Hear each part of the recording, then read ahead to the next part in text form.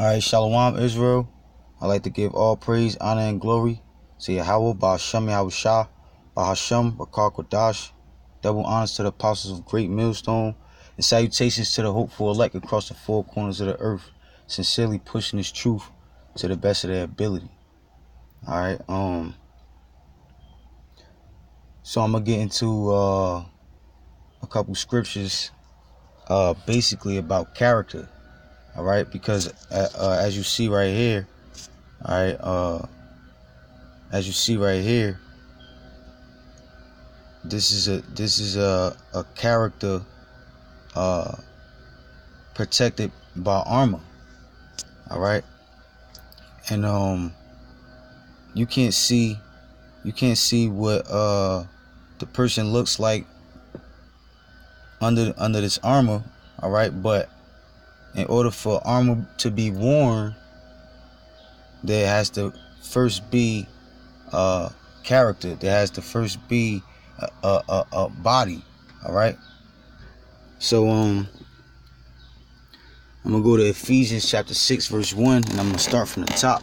And it says, "Children, obey your parents in the Lord, for this is right.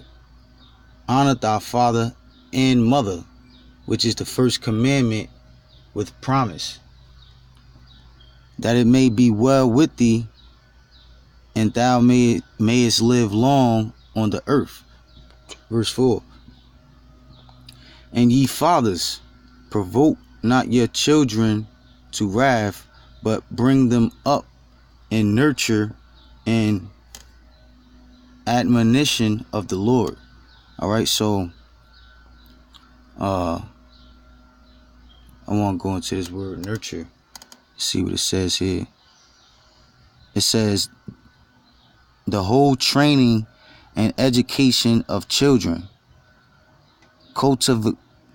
cultivation of mind and morals, and employs for this purpose now commands and admonitions, now reproof and punishment. It also includes the training and care of the body. Whatsoever in adults also cultivate the soul." Okay.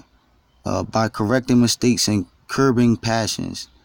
Instruction which aims at increasing virtue. Chastisement, chastening. Alright, I'm going to jump back. So it says, verse 4, "And ye fathers, provoke not your children to wrath, but bring them up in the nurture and admonition of the Lord." I'm going to continue on.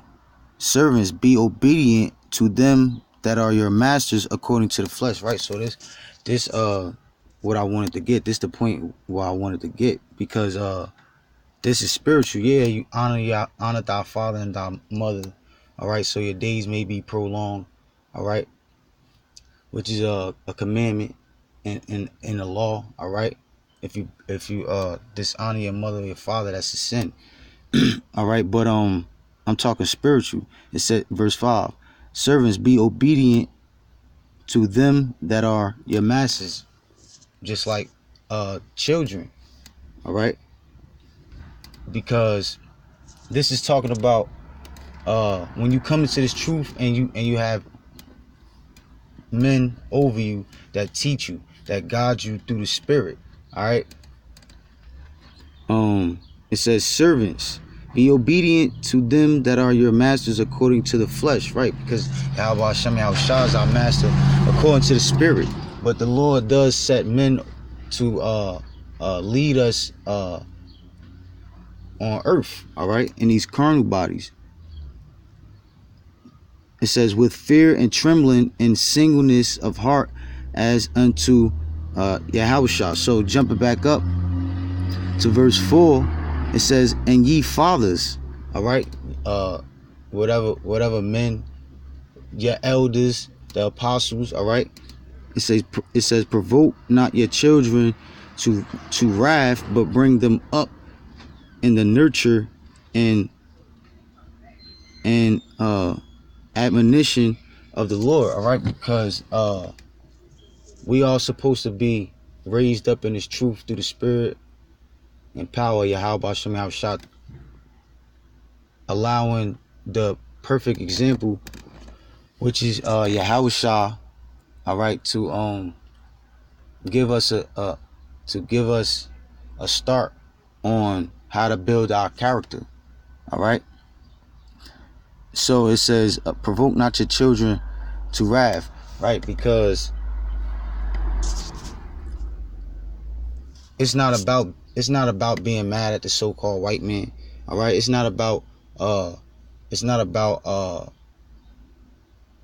being mad, all right? It's not about it's not just about getting vengeance, all right? It's deeper than that, all right? And when you remember Yahweh Shah and all that He came to bring, all right, which is mercy and grace from the law, all right, and what he pushed that brotherly love, all right. He didn't come in the spirit to fight, and because what he said, if this were my kingdom, my servants would fight. So Yahweh Shah didn't come in the spirit to fight. Yeah, spiritually, yeah, but carnally, no. Yahweh Shah didn't come in the spirit to fight, not yet. All right. He came in the spirit of peace. All right.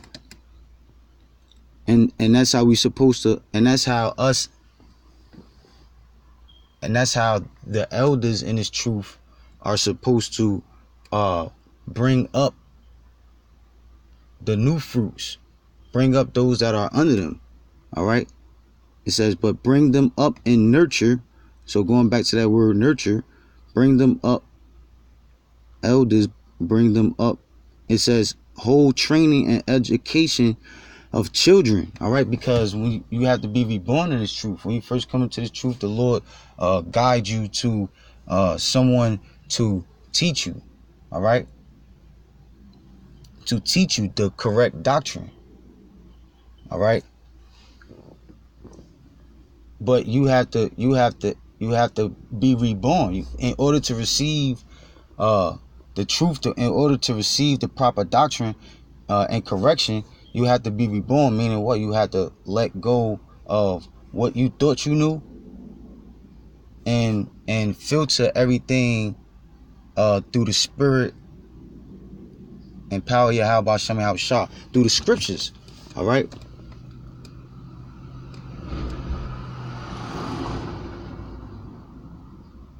So it says the whole training and education of children, cultivation of mind and morals, right? So you're supposed to if you have someone under you, if you have men, if you have people that you teaching under you, all right, in this truth, you're supposed to bring them up in a certain way, all right? You're supposed to cultivate their mind with the morals of the scriptures. It says, and employs for this purpose now, commands and admonitions, now reprove. It says it also included the training and care of the body, right? So, because what? Each one teach one, all right? You raise up someone in this truth in order to be strong enough to be able to raise up someone else in this truth. All right, you're not supposed to be trying to raise up men in this truth to be under you. No, you should. The brothers say it all the time. All right, good leaders make other leaders, not followers. All right. So that's supposed to be the goal. It says including the training and care of the body, because we all are one body in this truth. All right, and we supposed to take care of one another. We supposed to consider one another in all things. Because what? We all we got. The body that the brotherhood that the Lord left for us and his truth is all we got. All right? And the sooner the elect is sealed, the sooner we could get the fuck out of here. So why be selfish and only think about your progress, your success in his truth? It says chastisement, right? So I'm gonna jump back. Yeah, because you're supposed to discipline those that you're teaching up under you. You're supposed to discipline them in the proper guidelines, through the proper do's and don'ts of the scriptures. All right. Salakia, an admonition of the Lord. Verse Ephesians. I'm gonna jump down to 6. Ephesians chapter 6, verse 6. It says, not with our service as men pleasers, because, all right, Salakia 5. Servants, be obedient to them that are your masters according to the flesh, with fear and trembling, and singleness of heart as unto Yahushua, right? Because you're supposed to be obedient to your masters as if your elder or your teacher over you is Yahushua. You're supposed to see the spirit of Yahweh Hashem Yahushua and your teacher and your elder, all right? And have your mind set on, because your heart, it says, in singleness of your heart is your mind. You're supposed to have your mind set on Yahweh Hashem Yahushua, pleasing Yahweh Hashem Yahushua in the order in which we must please him, all right? It says, not with our service as men pleasers. We're not supposed to be, we're not in this truth for man. We're not in this truth to look good. All right? To have a name amongst men. That's not what this truth is for. It says, but as the servants of Yahushua, doing the will of Yahweh from the heart, from the mind, from the sincere mind. All right? It says, with good will doing service as to the Lord and not to men, right? So you have something called the good will. I don't know too much about it, but I know that if I'm not mistaken, you could drop clothes to them. It's like a charity. All right? It says with good will doing service. So you're supposed to have that sincere care for one another and your fellow brethren to please the Lord. All right? It says, knowing that whatsoever good thing any man doeth, the same shall receive of the Lord, whether he be bond or free. It says, and ye masters, do the same thing unto them, forbearing, threatening, knowing that your master also is in heaven. Neither is there respect of persons with them. Right? So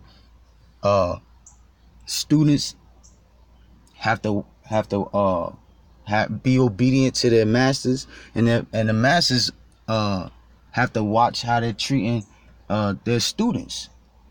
All right, they gotta watch and make sure that they not going off, that they not in the wrong spirit and instilling the wrong spirit into those that they're teaching, that they're bringing up.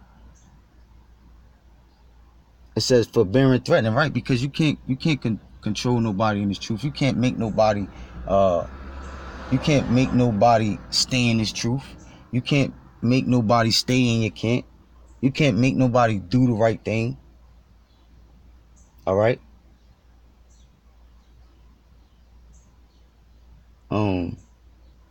You gotta watch how you treat. You gotta watch how you treat one another. It says knowing that your master also is in heaven. He's the ultimate judge. All right? He has the final say so in what is right and what is wrong. Neither is there respect of persons with them, right? So the Lord, if you're an elder, all right, the Lord don't care about you being an elder. The Lord don't care about you having a name in Israel. All right, the Lord